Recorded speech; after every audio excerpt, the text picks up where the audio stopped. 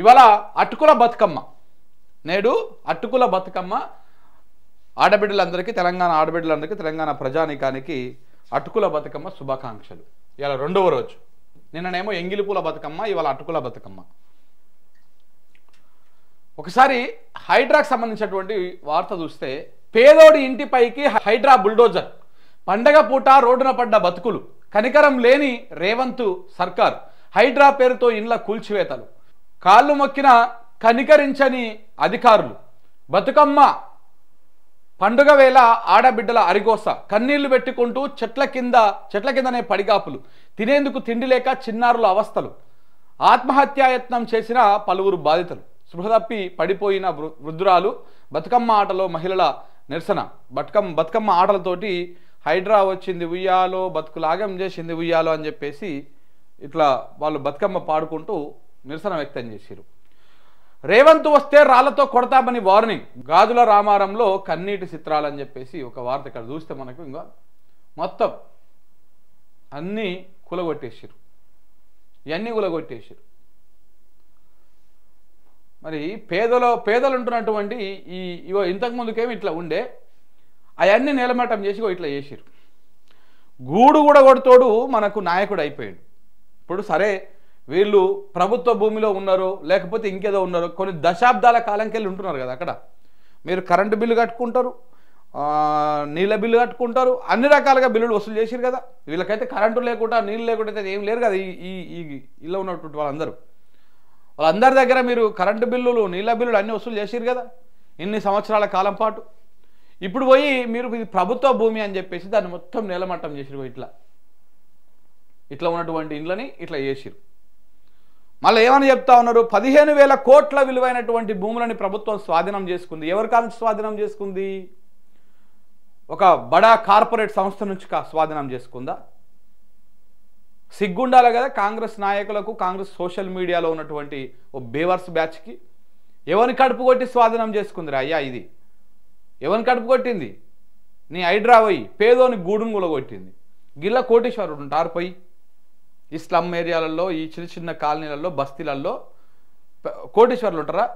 పేదోడు పొట్ట కూటికి పొట్ట చేత పట్టుకొని వచ్చినటువంటి పేదోడు ఉంటాడు ఇల్లా. అవి కూడా వాళ్ళకేం ఉట్టికిచ్చుండరు. ఎవడో ఒకడు మీలాంటోడు, మీ కాంగ్రెస్ నాయకులు లాంటోడు ఎవడో ఒకడు దళారీల బ్యాచ్ పోయి ఆడ గుడిసెలు వేసుకోవడానికి ఇన్ని పైసలు ఇచ్చి ఉంటారు వాళ్ళకి. వాళ్ళు వేపించి ఉంటారు, వాళ్ళు ఇల్లు కట్టుకొని ఉంటారు, కొన్ని దశాబ్దాల కాలంగా ఉన్నారు అక్కడనే. పోయి నువ్వు ఇప్పుడు ఊలగొట్టి 15,000 కోట్ల విలువైనటువంటి భూములను స్వాధీనం చేసుకున్నాం అని చెప్తా ఉన్నారు. పాపం నిన్న వాళ్ళ గోస వర్ణాతీతం. పిల్లలకి కనీసం తిండి లేక వాళ్ళు ఏడుస్తూ ఉన్నారు. వృద్ధురాలు కింద పడిపోయినాయి. వాళ్ళ గ్యాస్ సిలిండర్, వాళ్ళ సామాన్లు అన్నీ బయట పెట్టేసి కూలగొట్టేసారు. కాంగ్రెస్కి ఓటేసిన పాపానికి ఇట్లా ఇందిరమ్మ ఇండ్లు తెస్తాం మేము, ఇందిరమ్మ ఇండ్లు ఇచ్చి అందరికి అది చేస్తామా అంటే ఉన్న గూడు కూలగొట్టారు. నీ ఇందిరమ్మ ఇండ్లను ఎవరు అడుగుతలేడు, వాళ్ళ గూడును వాళ్ళ చక్క ఉంచితే అయిపోతాడు. ఒకవేళ ఇక్కడ అయింది దాన్ని వాళ్ళకు రెగ్యులరైజేషన్ చెయ్యి ఆ పేదలు ఉన్నటువంటి దాంట్లో. ఇప్పుడు ఏం చేయాలి తెలుసా రేవంత్ రెడ్డి? తెలంగాణ ప్రజలారా ఆలోచించండి. ఇట్లా ఉన్నటువంటి దాన్ని ఇట్లా 15,000 కోట్ల విలువైనటువంటి భూములను ఇప్పుడు స్వాధీనం చేసుకోరు కదా. ఇక ఇప్పుడు వెంటనే పెట్టాడు, ఓ సంవత్సరం అయినాకనో 6 నెలలు అయినాకనో ఈ భూమిని వేలానికి పెడతాడు, మళ్ళా అమ్మేస్తాడు. ఎవరికి? మళ్ళీ బడా కార్పొరేట్లకు అమ్మేస్తే ప్రభుత్వానికి పైసలు వస్తాయి. ప్రభుత్వానికి వస్తాయి, కొంచెం అక్కడిక్కడ చేసినందుకు కొన్ని మూటలు మన ఇంటికి పోతాయి అన్నమాట. ఎవరింటికి? రేవంత్ అన్న ఇంటికి పోతాయి. ఆయన సంపాదించుకోవడం కోసం మీ భూములన్నీ ఇక మిమ్మల్ని ఇట్లా ఈ రకంగా గూడు లేని వాళ్ళ లెక్క చేసేసిండు. ఈ రకమైనటువంటి వ్యవహారము నడుస్తూ ఉన్నది. సో కాబట్టి ఇక్కడ చూడండి, సరే ఈడ గులగొట్టినావు, వీళ్ళ గుడిసెలు, వీళ్ళ రేకులు ఇవన్నీ కూడా గులగొట్టి ఇట్లా పిల్లల్ని అందరినీ అనాథాలను చేసి పెట్టినావు కదా.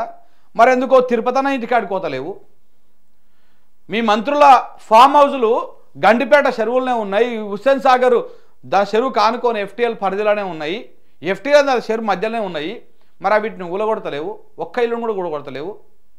పెద్ద పెద్ద వెంచర్లు నార్సింగి దగ్గర ఆ మూసీ నది నాలా ఉంటుంది, ఆ నాలాని మొత్తం పూడ్చుకుంటూ అక్కడ పెద్ద కన్స్ట్రక్షన్ జరుగుతూ ఉంది. దాని అందుకు ముట్టుకుంటలేవు.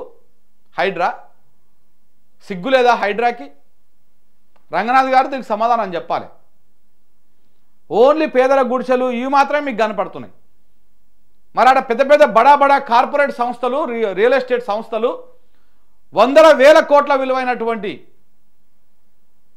భూములని కబ్జా పెట్టి ఆ నాలాలను పూర్తి చేసి అక్కడ రియల్ ఎస్టేట్ కంపెనీలు కడతా ఉన్నారు. ఆ రియల్ ఎస్టేట్ దందా చేస్తూ ఉన్నారు. పెద్ద పెద్ద ఆకాశార్మాలటువంటి పెద్ద పెద్ద బిల్డింగ్లను కడతా ఉన్నారు. నార్సింగి దగ్గర మెయిన్ మనం అవుటర్ నుంచి పోతుంటేనే కనపడుతుంది, చాలా స్పష్టంగా కనపడుతుంది. మరి వాళ్ళ గులగొట్టవా? ఇంకా కడతానే ఉన్నాయి, కన్స్ట్రక్షన్ స్టేజ్లోనే ఉన్నాయి. వెళ్ళి ఆపొచ్చు కదా. ఎందుకంటే ఆ కన్స్ట్రక్షన్ కంపెనీ నుంచి ప్రభుత్వ పెద్దలకు అందాల్సిన ముడుపులు అందినాయి, తద్వారా హైడ్రాకు రావాల్సినవి హైడ్రాకు వచ్చినాయి, అందరికి వచ్చినాయి. కాబట్టి అక్కడ మూసుకొని కూర్చున్నారు. All holes closed. అక్కడ దాని గురించి మాట్లాడరు ఎవరు కూడా. ఇట్లా తీదామా ఆయన లెక్కలు? మీరు చెరువులను కాపాడుతున్నాం, కుంటలను కాపాడుతున్నాం ఇవన్నీ చెప్తా ఉన్నారు. కానీ ఆడ హైదరాబాద్ ఆ శివారు ప్రాంతాలలో మొత్తము ఆగం చేస్తున్నటువంటి బతుకుల గురించి మాట్లాడతలేరు. ఇక్కడ పోయి పేదోళ్ళ గుడిసెల మీదకి నీ హైడ్రా బుల్డోజర్లు